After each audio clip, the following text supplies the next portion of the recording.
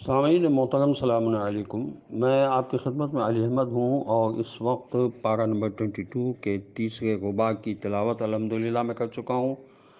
اب اس کا ترجمہ جو علامہ ذیشان حضرت جوادی صاحب نے کیا ہے وہ میں آپ کو پڑھ کر سنا رہا ہوں۔ اگر کوئی بات پوچھنا ہو تو آپ کمنٹس میں میرا نمبر لے سکتے ہیں اور مجھے آڈیو میسیج کر سکتے ہیں۔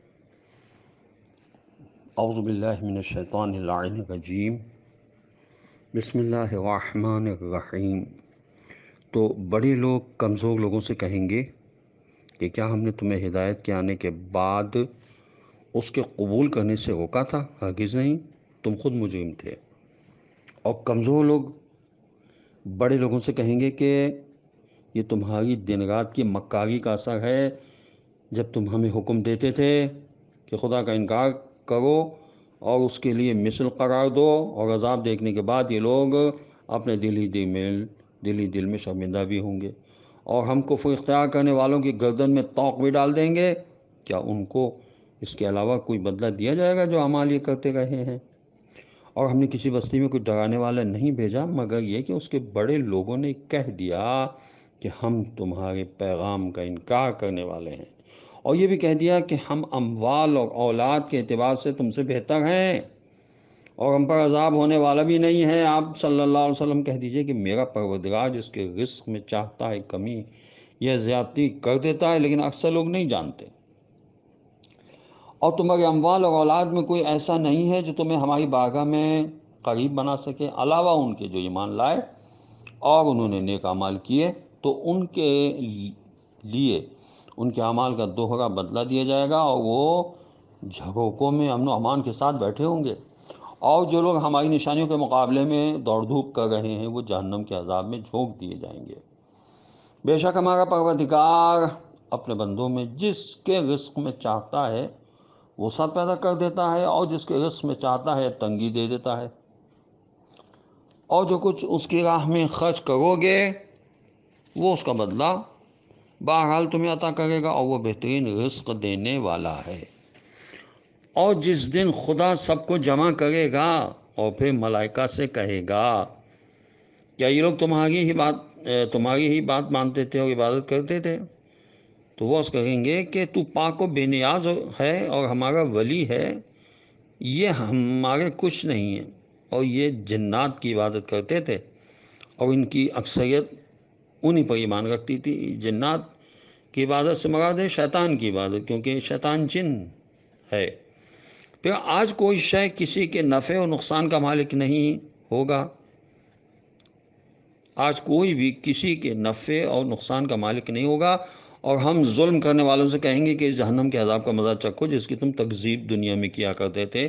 اور جب ان کے سامنے ہماری روشن آیتوں کی تلاوت کی جاتی تھی تو کہتے تھے کہ یہ شخص صرف یہ چاہتا ہے کہ تمہیں ان سب سے روک دے جن کی تمہارے آباء و اجداد پرستش کیا کرتے تھے۔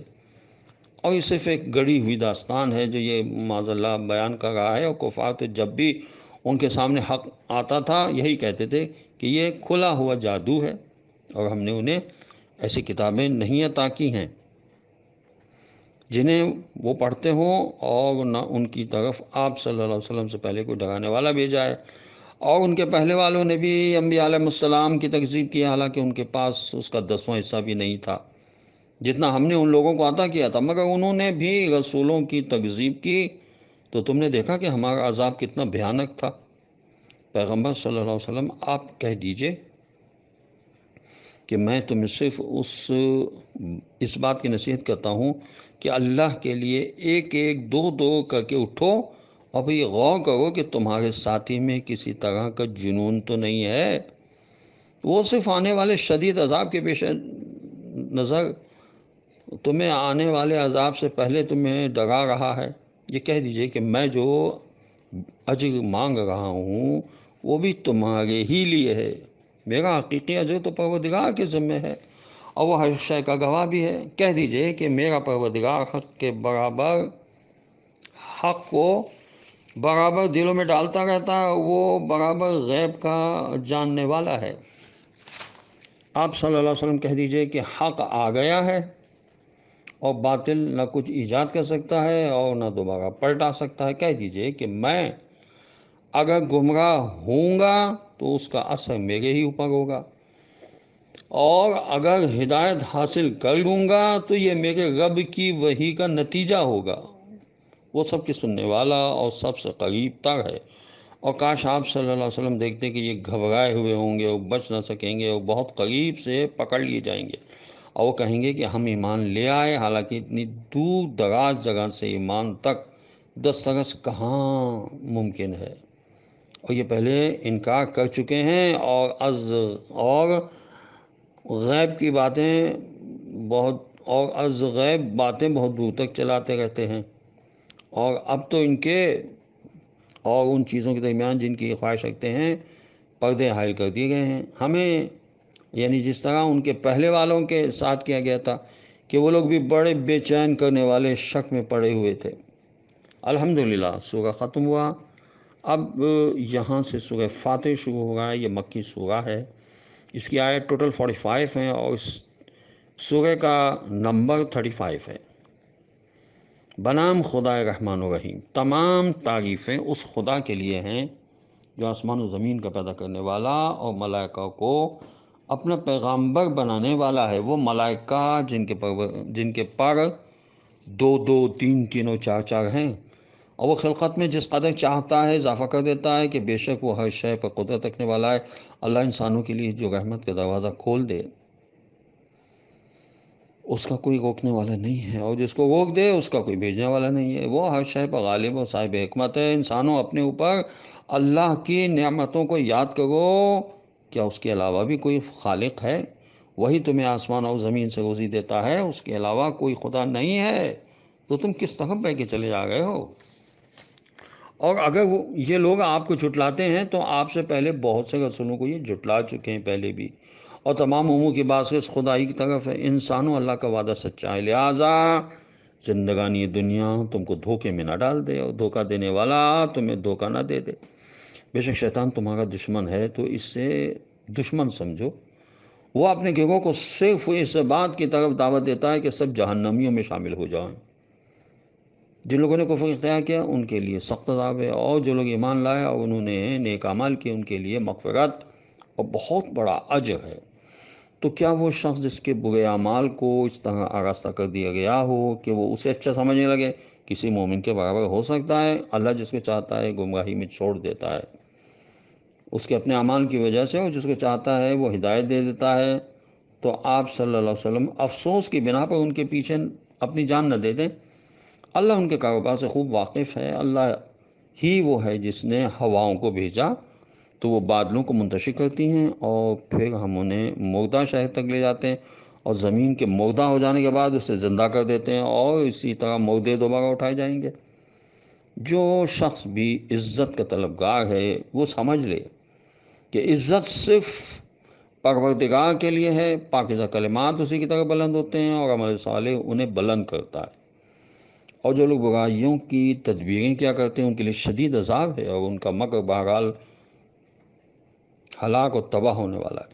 اور اللہ ہی نے تم کو خاک سے پیدا کیا، پھر نطفے سے بنایا، پھر تمہیں جوڑا قرار دیا، اور جو کچھ عورت اپنے شکم میں اٹھاتی ہے یا پیدا کرتی ہے سب اس کے علم سے ہوتا ہے۔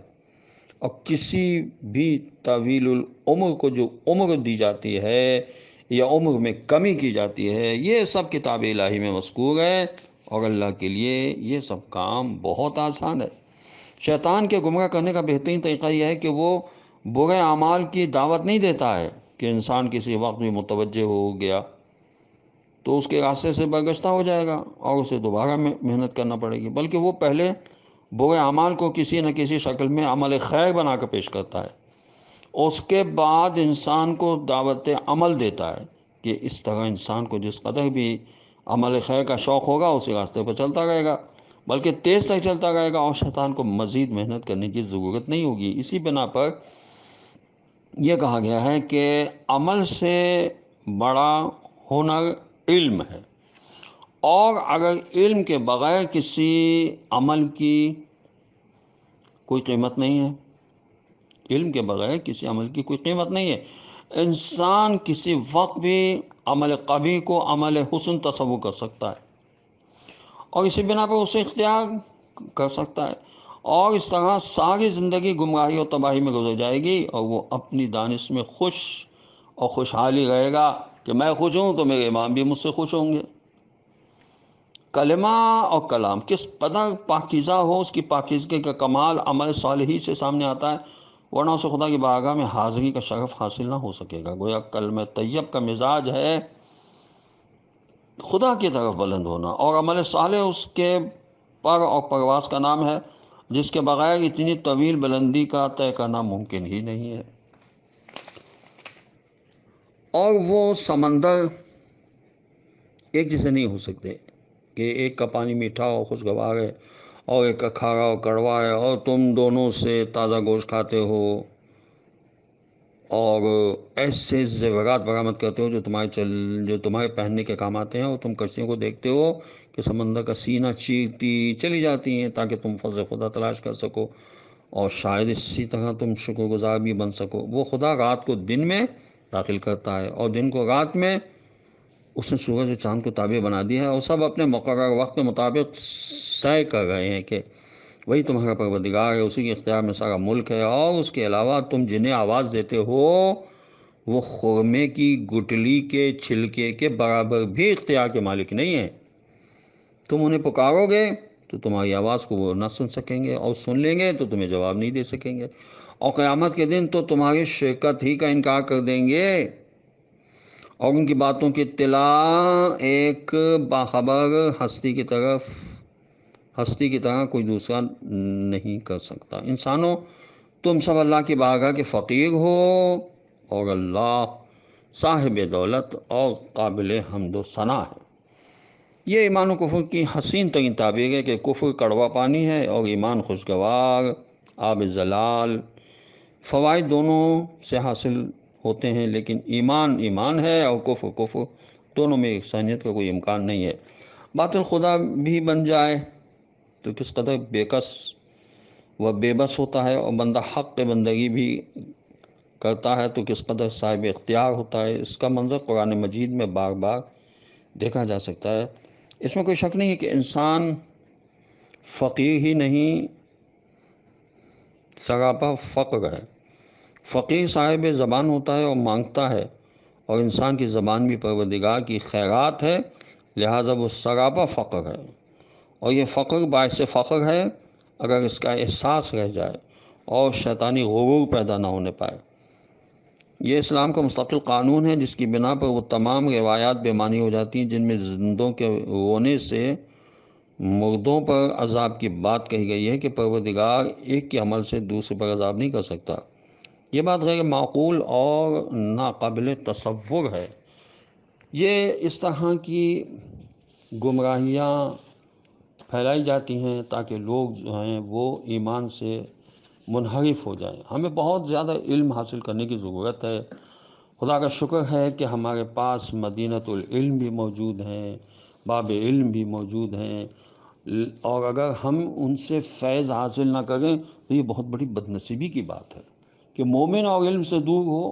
تو ہمیں چاہیے کہ بجائے زیادہ باتیں کرنے کے، اپنے اوقات کو باتوں میں صرف کرنے کے، مطالعہ کریں، قرآن کی تفسیر پڑھیں، اس کو سمجھنے کی کوشش کریں۔ بہت آسان ہے، کوئی مسئلہ نہیں ہے، ذرا آگے تو بڑھیں۔ خدا ایسی مشکل آسان کرتا ہے۔ الحمدللہ میرا اپنا تجربہ ہے کہ خدا توفیقات میں اضافہ کر دیتا ہے۔ جب انسان کا کوئی عمل قبول ہو جاتا ہے تو خدا اس کی توفیقات میں اضافہ کر دیتا ہے۔ ہم صرف ثواب کے چکر میں رہتے ہیں۔ ذرا دیکھیں تو ہمیں کچھ توفیق نصیب ہوئی؟ اگر نصیب ہوئی تو اس کا مطلب ہے کہ ہمارا عمل قبول ہوا، اور اگر کوئی توفیق نصیب نہیں ہوئی تو اس کا مطلب ہے کہ ہم نے اپنے آپ کو خوش کر لیا کہ ہم نے ثواب حاصل کر لیا۔ خدا ہمیں نیک عمل کرنے کی توفیق عطا فرمائے۔ والسلام علیکم ورحمۃ اللہ وبرکاتہ۔